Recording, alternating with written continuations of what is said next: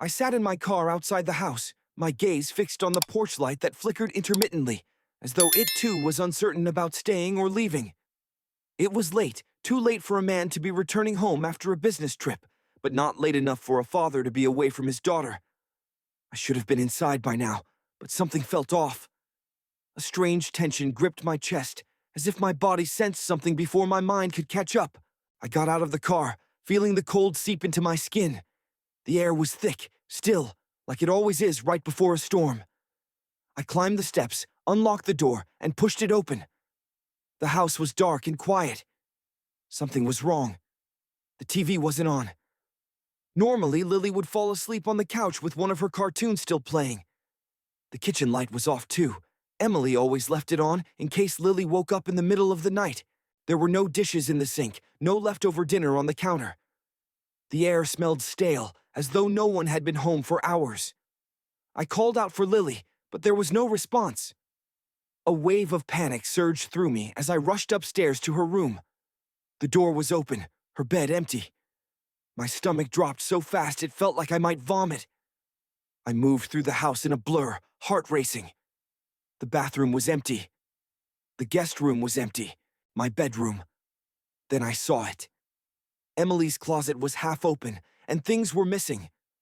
A lot of things. Her favorite jacket, a pair of heels she only wore when going out, the black dress I once told her she looked amazing in. All gone. I grabbed my phone and called her. Straight to voicemail. I called again. Same thing.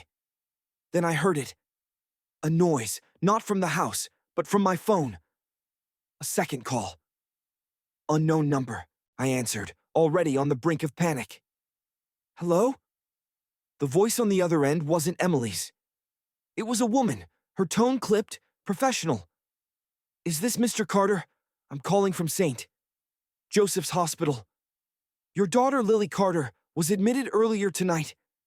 You're listed as her emergency contact. The words didn't register at first. Admitted, emergency contact, hospital. I couldn't speak, couldn't breathe. Sir? The voice pressed. I struggled to force words out. What happened? Is she... I couldn't finish the sentence. She was brought in by a neighbor. She was found alone in your home, unconscious. We need you to come as soon as possible. Unconscious, found alone. And suddenly, everything clicked into place. Emily wasn't here. She had left with her phone off, her closet half empty, while our daughter lay dying in a hospital bed. I didn't even remember running back to the car. I didn't remember tearing out of the driveway so fast the tires screamed against the pavement. My hands shook, my mind racing through every nightmare scenario. I tried calling Emily again. Voicemail again. I didn't know where she was, but I knew for sure she wasn't where she should have been. The drive to the hospital blurred by red lights and reckless speed.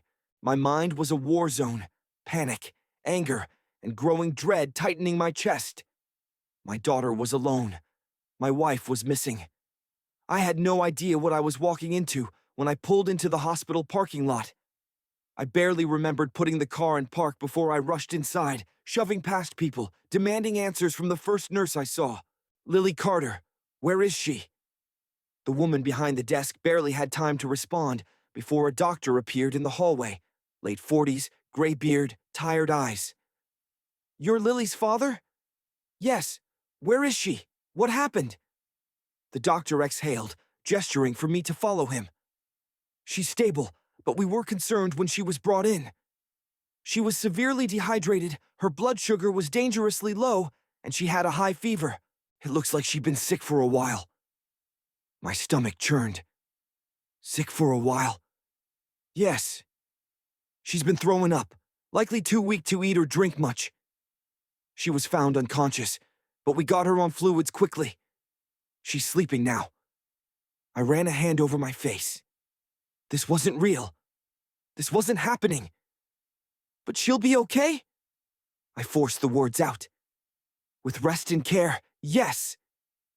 Relief hit me like a wave, but it was short-lived. Rage quickly took its place.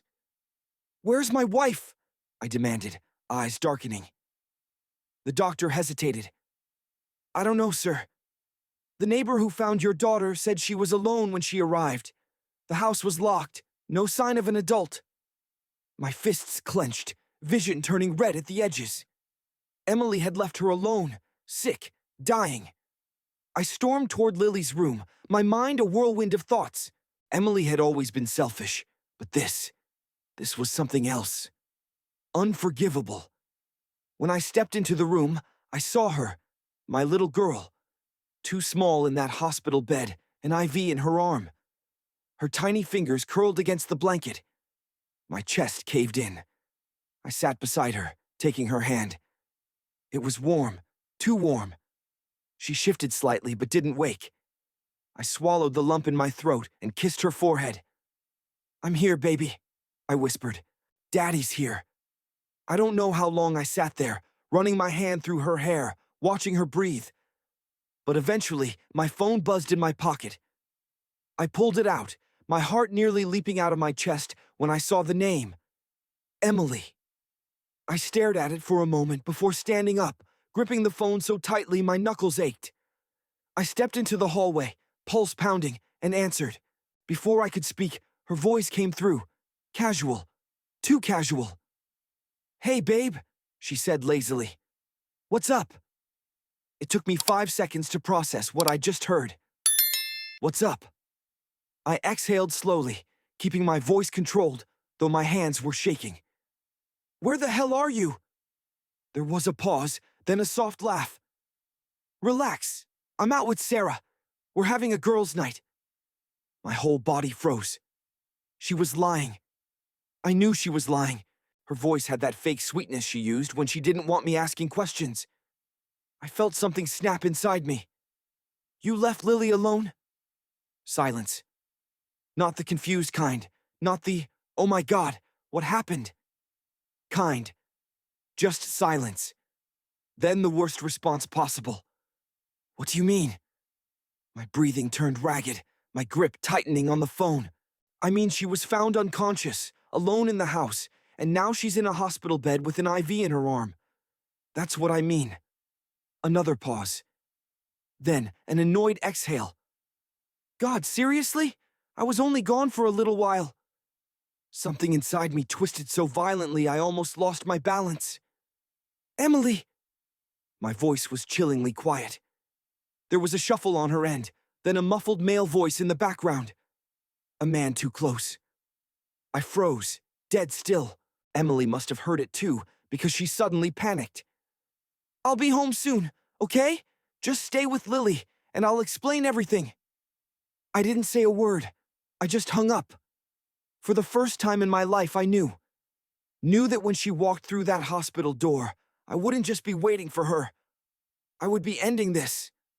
I stood in the hallway, staring at my phone like it was a loaded gun. My pulse pounded in my ears, my breath sharp and uneven. The walls of the hospital felt like they were closing in on me, suffocating me with the weight of what I had just heard. A man's voice in the background. Emily wasn't with Sarah. She wasn't having a girls' night. She was with him. And while she was sneaking around with whoever the hell he was, our daughter was alone, unconscious.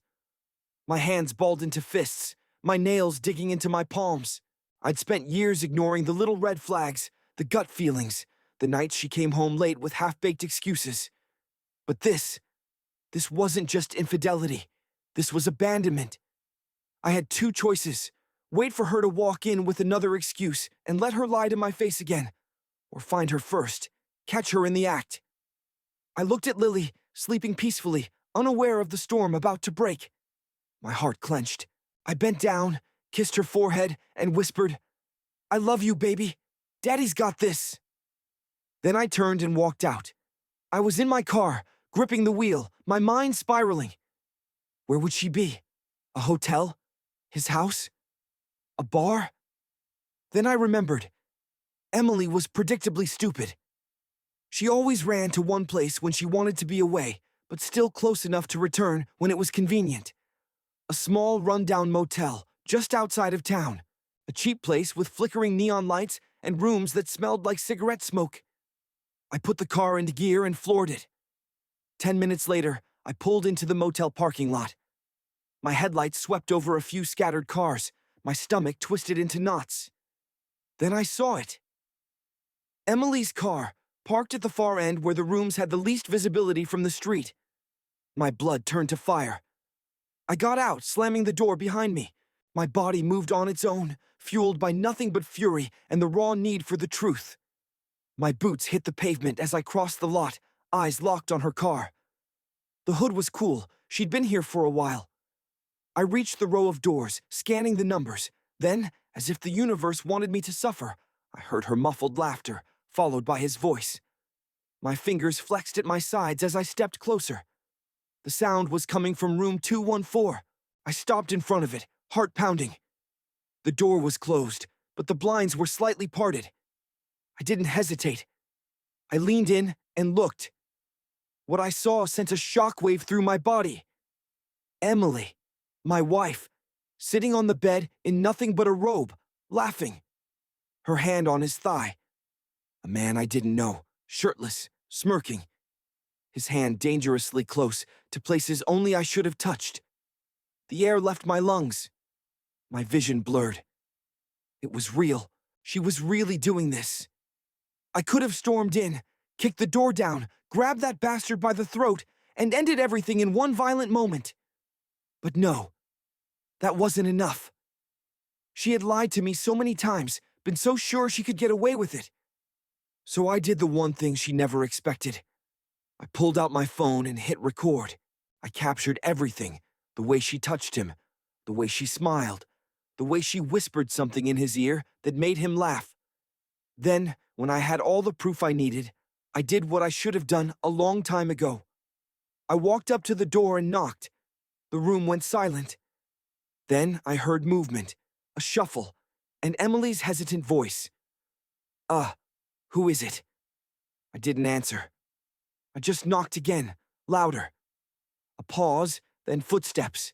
The lock clicked, the handle turned, and the door opened. There she was. Her face drained of color, her mouth opening and closing like a fish gasping for air.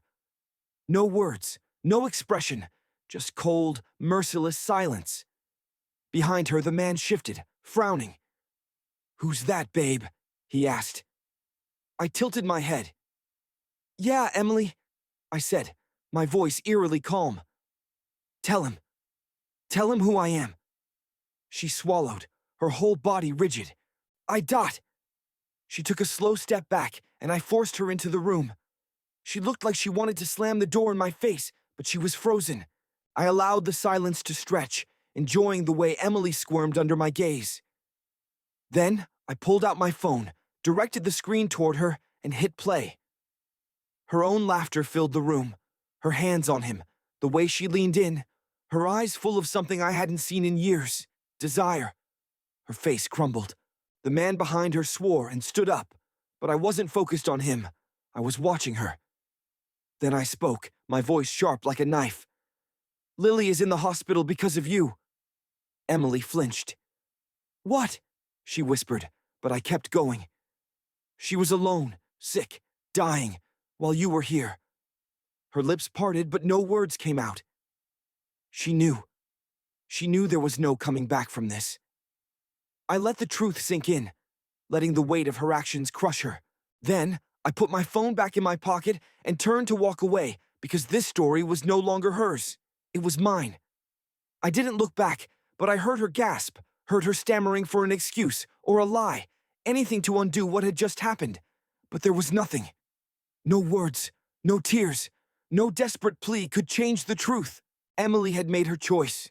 I reached my car, my mind a tangled mess of fury and heartbreak, but I couldn't let it drag me down. Not yet, not while Lily was still in that hospital bed. I climbed into the car, started the engine, and sped out of the parking lot, leaving Emily and her pathetic explanation behind. She would come home eventually when she realized the walls were closing in, but I wouldn't be there, waiting for her with open arms. Not this time. By the time I arrived at the hospital, the weight of everything felt like an avalanche, burying me. I walked into Lily's room, and for just a moment, I let myself break. I sat beside her, taking her tiny hand in mine, letting my forehead rest against the edge of the bed. My baby girl, my whole world, She could have died. And for what? For Emily to mess around with some guy in a cheap motel. My grip on Lily's hand tightened, slow-burning rage settling into my bones. This wasn't just betrayal. This wasn't just infidelity. This was neglect. This was cruelty. And it was a line Emily could never cross back over, and I was going to make sure she paid for it. Emily showed up 2 hours later. I heard her before I saw her, the rushed footsteps, the heavy breathing, the nervous energy practically radiating off her. She was still wearing the robe from the motel, barely covering the fact that she had nothing on underneath. The sight of her made my stomach churn.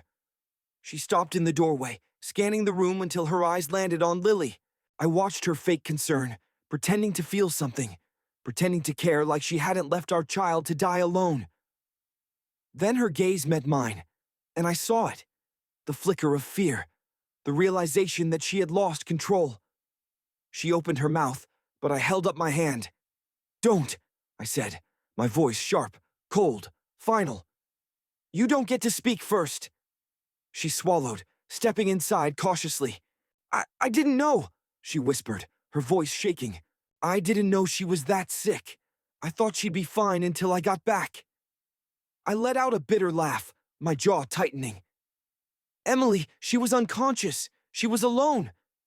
And where were you?" She winced. "I just needed a break." A break.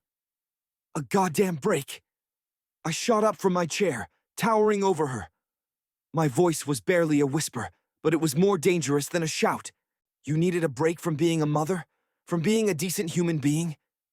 Her lip trembled, and she was about to cry. Too bad. I took a slow step forward. "You turned off your phone, ignored my calls, and left our sick daughter to fend for herself while you—" I gestured at her with disgust. "While you threw on some cheap robe and crawled into bed with him." She flinched as though I'd struck her. She opened her mouth but closed it again. She had nothing. I shook my head, exhaling sharply. "Do you have any idea what could have happened if our neighbor hadn't checked in? If Lily had gotten worse?" My voice cracked.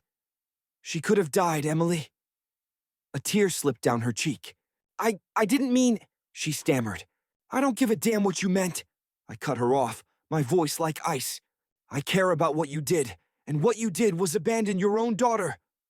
Silence hung between us, heavy, suffocating. Then I spoke the words that sealed everything. "I'm done." Her head snapped up. I met her eyes, and for the first time in years, I felt nothing for her. No love, no pain, just cold, hard truth. "I'm done with you," I said, my voice steady. "I'm done pretending this marriage is anything but a lie. I'm done being the fool who believes your lies. And I am damn sure done letting you anywhere near Lily." Her breath hitched. "You can't." "I can." I stepped closer, lowering my voice to something lethal. "And I will." She shook her head, panic creeping in. "You're just angry. We can talk about this. We can fix this." I laughed, cold, humorless. "Fix this?" I gestured between us. "There is no fixing this. There is no us anymore, Emily. You made sure of that." I watched her crumble in real time. Good. She deserved every second of it. But I wasn't done. I pulled out my phone, tapped the screen, and turned it toward her. She went pale because staring back at her was the recording, her, him, the motel, every disgusting detail. Her eyes went wide. I have proof," I said, my voice flat. "Proof that you cheated. Proof that you abandoned our daughter. And first thing tomorrow morning, I'm taking this to a lawyer." Emily's breathing turned ragged. "No, you can't. You wouldn't." "Oh, I would." I shoved the phone back into my pocket. "And guess what? You won't get a damn thing." Her face twisted, desperation creeping in. "James, please." I turned away from her, dismissing her, because I wasn't wasting another second on a woman who had already thrown everything away. "Get out," I said without looking at her. "James, get out." Silence. Then, after a long, shaking breath, she turned and walked away. And for the first time in years, I felt free. Emily left. She didn't scream. She didn't throw a tantrum. She didn't even try to argue because she knew. She knew there was nothing she could say. No excuse could make this go away. She walked out of the hospital room without another word, and I didn't follow. I stayed right where I was, beside Lily's bed, listening to the quiet beep of the heart monitor. That sound was the only thing keeping me grounded. I reached for her tiny hand, holding it gently between my fingers. She stirred slightly but didn't wake. That was okay. I just needed her to be safe. The next morning, I was already making calls. I hadn't slept. I hadn't eaten. I had spent the whole night sitting beside Lily, replaying every moment in my head. Emily's voice on the phone, the man's voice in the background, the way she looked at me when I caught her, not guilty, not ashamed, just caught. And the more I thought about it, the more I realized this wasn't new. This wasn't the first time. It was just the first time I saw it. So I did what any man in my position would do. I called a divorce lawyer. The woman on the other end of the phone was sharp and direct. When I told her everything, she didn't sound surprised. She just said, "You need to act fast." I already knew that because Emily, she was smart in all the wrong ways. And if I knew her at all, I knew she wasn't going to just roll over and take this. She was going to fight, not for me, not for Lily, for herself, for the money, the house, the things she thought she was entitled to. But she wasn't entitled to a damn thing. She had given it all up the second she left our daughter alone in that house, the second she chose him over us. By the time Lily woke up, I had already set everything in motion. Lawyers, paperwork, emergency custody orders. I wasn't giving Emily a chance to screw me over, because now, this was war. Lily's eyes fluttered open slowly, and for the first time in what felt like years, I smiled. "Hey, baby," I whispered. "How are you feeling?" She blinked up at me, still groggy. But when she tried to speak, her voice was barely a whisper. "Mommy!" I swallowed hard, pushing down the wave of emotion that threatened to crush me. I ran a hand through her hair, keeping my voice steady. "Mommy's not here, sweetheart." Lily frowned, confused. She said she'd be right back. Right back. My heart shattered. She had promised our little girl she'd be right back, and then she had gone to a motel instead. I took a slow breath, forcing myself to stay calm. "I know, baby," I said softly. "But Daddy's here, and I'm not going anywhere." She let out a tiny sigh and squeezed my fingers before closing her eyes again. I sat there for a long time, watching her, my chest tight. Then, my phone vibrated. I pulled it out and looked at the screen. Emily! I stared at the name for a long time before hitting decline, because whatever she had to say, I didn't need to hear it. Emily didn't stop calling. I ignored the first few, but she was relentless. By noon, my phone had lit up with her name 16 times. Then came the messages. First, it was fake concern. "Emily James, please just talk to me. How is Lily? I need to see her." Then the gaslighting. "I don't know why you're acting like this. I made a mistake, but you're blowing this way out of proportion." Finally, the threats. "Emily, if you try to keep me from seeing Lily..." I almost laughed at Emily's threats, because what she didn't realize was that I had already made my move. I had sent the hospital reports and the recording to my lawyer. I had contacted Child Protective Services, and by the time Emily figured out what was happening, I would already have full custody. She had no idea what was coming. At noon, I took Lily home. She was still weak, but the doctor assured me she would recover with rest. I carried her inside, holding her close, feeling the small rise and fall of her breathing against my chest. She was warm, too warm, and it twisted my stomach. She should have never been in that hospital bed to begin with. I laid her down gently on the couch, tucking a blanket around her. She blinked up at me, her voice small. "Daddy?" I crouched beside her.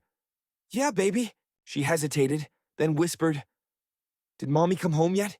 I swallowed and forced a gentle smile. "Not yet, sweetheart." She looked down, her little fingers gripping the blanket. "Did I do something bad?" My heart broke. I pulled her into my arms, pressing a kiss to her forehead. "No, baby, you did nothing wrong." She sniffled. "Then why did Mommy leave?" I clenched my jaw, fighting against the rage that burned inside me. Lily was too young to understand. I wouldn't let her grow up thinking this was her fault, so I told her the only truth that mattered. "Sometimes," I said softly, Grown-ups make bad choices. And when they do, it's not because of anything their kids did. It's because of them. She stared at me, processing my words. Then, after a long moment, she nodded. That was enough for now. At 2:34 p.m., Emily showed up. I saw her car pull into the driveway through the window. My body tensed, but I stayed calm. This wasn't just a fight. This was the end game. She climbed out of the car, wearing fresh clothes and sunglasses, trying to hide her shame. But I wasn't fooled. I knew who she really was now, and she was about to find out exactly who I had become. She walked up to the door, hesitated, then knocked. I let her knock again before I opened it. The second she saw me, her face twisted into a fake relief. "Oh my God, James, I've been trying to call you." I didn't let her finish. "You need to leave." She blinked. "What?" I stepped outside, closing the door behind me. "You're not coming in." Her face darkened. "James, don't do this." I folded my arms, my voice calm, steady, unshakable. "You left our daughter alone while she was sick. You turned off your phone. You spent the night with another man, and now you think you can just walk back in?" She opened her mouth, then closed it. I watched her scramble for an excuse. She landed on denial. "I wasn't with anyone," she lied, her eyes wide. "I was just—" I pulled out my phone and pressed play. The video of her in the motel filled the space between us. Her body stiffened, and I watched as her face drained of all color. Her lies couldn't save her now. I tucked my phone away, stepping closer. "You're not taking Lily. You're not stepping foot in this house again. And if you try, I will make damn sure you never see her unsupervised." Her jaw clenched. "You can't do that." I smiled. "I already did." I reached into my pocket and pulled out the emergency custody order, signed, sealed, filed. Emily's breath caught. She snatched the papers from my hand, her eyes scanning them. When she looked back up at me, I saw it. The moment she realized she lost. Her lips parted, but for the first time in her life, she had nothing to say. I took a slow breath, letting the moment sink in, then stepped back inside. I stared her down with finality. "Goodbye, Emily," and I closed the door. The second the door shut, I locked it, not because I thought she'd try to push her way inside. Emily wasn't stupid enough for that. No, she was calculating, the kind of person who didn't explode right away. She liked to manipulate, twist words, and turn herself into the victim. And right now, she was probably standing on my porch, seething. I exhaled slowly, pressing my back against the door.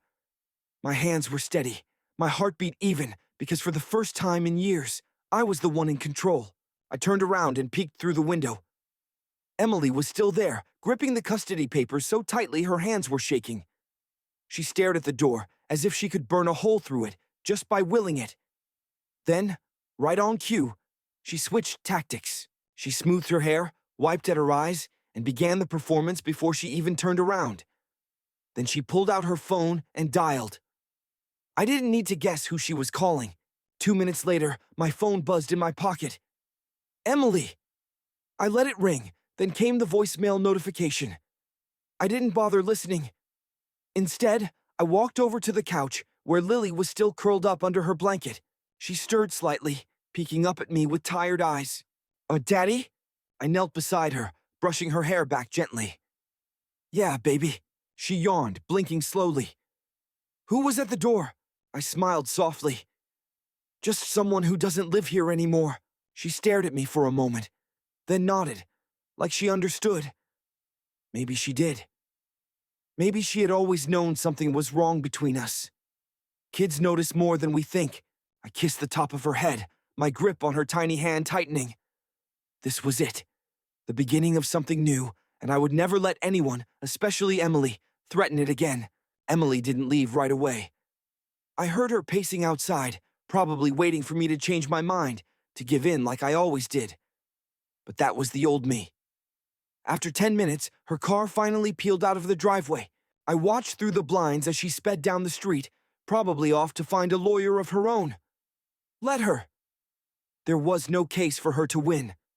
I had evidence, hospital reports, video proof, a solid case of neglect and abandonment. And even if by some miracle she managed to get joint custody, I would fight like hell to make sure Lily never had to be alone with her again. That night, after Lily fell asleep, I poured myself a drink. Not to drown the pain, because for the first time in a long time, I wasn't drowning. I was free. I sat in the quiet, staring at my phone, scrolling through Emily's desperate texts. Then, finally, I typed out a response. The next time you see Lily, it will be in a courtroom. Do not call me again. Then I blocked her number. And for the first time in 8 years, I slept peacefully. The first morning without Emily felt lighter than I expected. No tension in the air, no fake smiles, no walking on eggshells, waiting for the next lie to drop from her mouth. Just the quiet hum of the coffee machine and the soft sound of Lily's breathing as she slept on the couch. I stood in the kitchen, staring at my phone, waiting for something, a message, a voicemail, a move. Emily wouldn't stay quiet for long. She never did. And right on cue, my email pinged, not from Emily, but from her lawyer. I took a slow breath before opening it. Mrs. Carter is requesting immediate visitation with her daughter. We urge you to discuss a reasonable arrangement before this escalates to a legal dispute. I snorted. Escalates? It was already a war. I replied with a single sentence. Mrs. Carter abandoned her daughter while she was unconscious. There will be no visitation until the court decides. And I hit send. Emily wanted to play hardball? She had no idea what she was up against. Lily woke up a little later, rubbing her eyes. Her fever had gone down, but she was still weak. I made her breakfast, sat beside her on the couch, and put on her favorite cartoon. For the first time in a long time, she smiled. Not the small, hesitant smiles she gave when Emily and I were fighting. Not the forced, quiet ones when she was trying to pretend everything was okay. A real, easy smile. And it hit me like a brick to the chest. She was happier. Even after everything, even with what had happened, she felt safe. And it made me hate Emily even more. Because how blind do you have to be to throw this away? To walk away from this child for a cheap thrill? I reached out and ran my fingers through her hair, my throat tightening. I love you, baby. She looked up at me, still half asleep, and whispered, I know. And that was all I needed. By noon, Emily's patience had snapped. She wasn't asking anymore. She was demanding. Her texts, her emails, even a missed call from an unknown number. Probably her lawyer. I didn't answer. Instead, I forwarded everything to my lawyer and sat back. I was done reacting. Now I was waiting, because soon we'd be standing in front of a judge. And when that day came, I would make sure Emily got exactly what she deserved. The storm hit 3 days later. Emily must have realized that I wasn't backing down, that I wasn't scared anymore, that for the first time in our entire marriage, I wasn't falling for her games. So she did what desperate people do. She tried to flip the script. I was at home, sitting with Lily while she colored, when the knock came. It wasn't a normal knock. Not the impatient, let me in knock Emily would have used. This one was measured, firm. I already knew. I stood, exhaled slowly, and opened the door. 2 police officers stood on my porch. My stomach tightened, but my face stayed calm. I was ready for this. One of them, a woman, gave me a neutral look. Mr. Carter, she asked. Yes, I replied smoothly. We received a call regarding concerns about the welfare of your daughter. There it was. Emily had called CPS on me. I let the words settle before responding. Of course, I said, stepping aside and motioning them in like I had all the time in the world. Because I did. Because I had nothing to hide. Lily sat on the floor with her crayons, perfectly fine, perfectly healthy. Her little face scrunched up in confusion at the sight of the officers. Daddy? She asked softly. I crouched beside her, brushing her hair back. It's okay, baby, I whispered. These nice people just want to make sure you're safe. She blinked, then went back to coloring. The officers exchanged a glance. Good, I thought. Let them see. Let them see what a real parent looks like. They did their check, asked their questions, took notes, and finally, the woman officer nodded. Everything seems fine here. I smiled politely. Of course it does. But I wasn't done. I walked over to the counter, grabbed a folder, and handed it to them. Before you go, I said, keeping my voice even, you might want to look at this. They opened it. Inside were copies of the hospital records, The medical reports showing that Lily had been brought in alone and unconscious. The male officer's face hardened. What is this? I folded my arms. Proof that my ex-wife, who I assume made that call, neglected our daughter and abandoned her while she was sick. Silence. The officers flipped through the papers, their expressions darkening. Then the woman let out a slow breath. We'll be making a note of this. I nodded once. I appreciate it. They left without another word, and Emily, she had just made her biggest mistake yet. Her plan had backfired spectacularly. Instead of making me look like a bad father, she had just handed me more ammunition. Calling CPS was supposed to scare me, make me cave.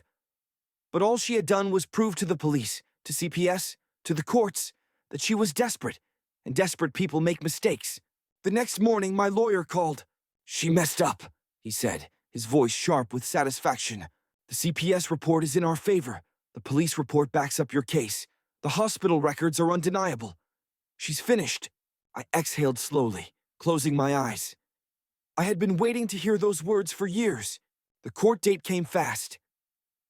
Emily walked in like she thought she still had control. High heels, hair curled, wearing white like she was some innocent victim. But the second the evidence was laid out, the medical reports, the video, the police report from CPS's visit, I watched her face fall apart. She tried to argue, tried to cry, tried to blame me. But there was no talking her way out of this. And when the judge granted me full custody and ruled that she could only see Lily in a supervised setting, she finally realized she had lost. When it was over, I walked out of the courthouse. Lily's small hand tucked into mine. She didn't understand the weight of what had just happened, but I did. No more lies. No more betrayal.